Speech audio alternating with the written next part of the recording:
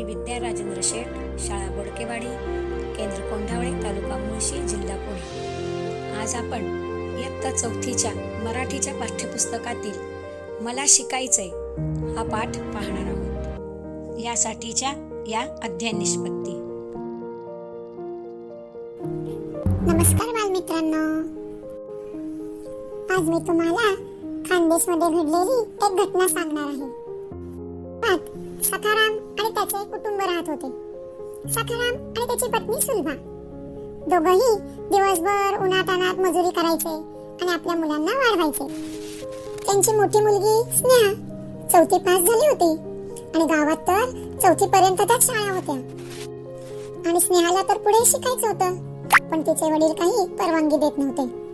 पण तिने आपल्या वडिलांची कशी परवानगी मिळवली आणि कशी पुढच्या शिक्षणासाठी गेली ते आपण पाहूया. हा पाठ आपण नाट्यकरण पद्धतीने पाहणार आहोत. स्नेहाची आई सुलभा, स्नेहाचे वडील सखाराम आणि स्नेहाचा छोटा भाऊ पिंटू, गावातले सरपंच आणि तिच्या शाळेचे मुख्याध्यापक. या पात्रातून आपण हा पाठ पाहणार आहोत. बघूया काय घडतंय पुढे ते.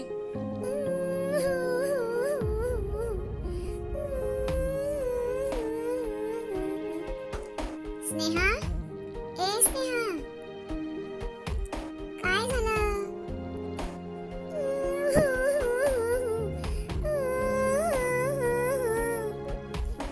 वर्गामधल्या बबलीनं 5वी मा नाव टाका इंग, मला बी नाव टाका 5वी मा.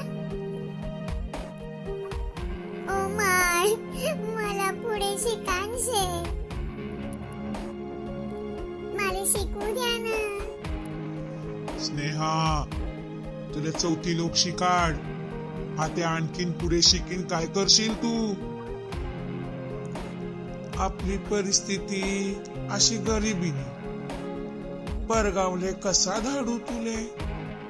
एसटी मा ये जा करीन पडीन.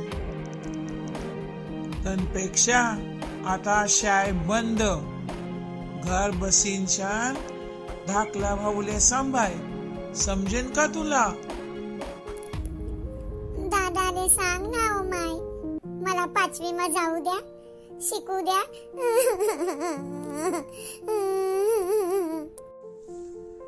सखारामा, कायद्याप्रमाणे मुलीला शिकवावंच लागेल.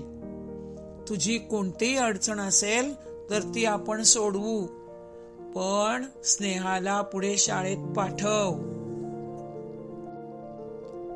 सखा भाऊ, तुमची लेक हुशार आहे. तिने शिष्यवृत्ती परीक्षा दिली आहे. तिला पुढे शिकवा, स्वावलंबी बनू द्या. खरं सांग सखा, तुला पिंटूले 5वी मा धाडशील ना? मग पोरीना बाबत माय असा भेद कशाले? सांग सखाराम. अहो सखाराम, तुम्हाला माहित आहे का आपल्या जिल्ह्याच्या जिल्हाधिकारी कोण आहे? एक महिलाच आहे. तालुक्याच्या पोलीस स्टेशनलाही इन्स्पेक्टर म्हणून महिलाच आहे. शेजारच्या गल्लीतल्या त्या दामू अण्णांची लेक डॉक्टर झाली गेल्या वर्षी. माहित आहे ना तुम्हाला? अजून किती उदाहरणं द्यायची. कित्येक डॉक्टर, इंजिनियर या महिला आहेत. त्या साऱ्यांच्या पालकांनी तुमच्यासारखाच विचार केला असता तर हे शक्य झालं असतं का? पटलं म्हणा. अपूर्ण शिक्षण नको. दिनरात कष्ट करसू, रगतनु पाणी करसू, पण मना अंडरले शिकाडसू. मुलांनो, समजला ना हा पाठ? आता मी तुम्हाला या पाठावरती गृहपाठ देणार आहे. तो तुम्ही करून आपल्या शिक्षकांना दाखवायचा आहे. बघा हा, पहिला प्रश्न आहे, पाठ्यपुस्तकातील पाठाचे वाचन करा व खालील शब्दांचे अर्थ लिहा. हे शब्द खानदेशी भाषेतील आहेत. याचा अर्थ तुम्ही तुमच्या भाषेत लिहायचा आहे.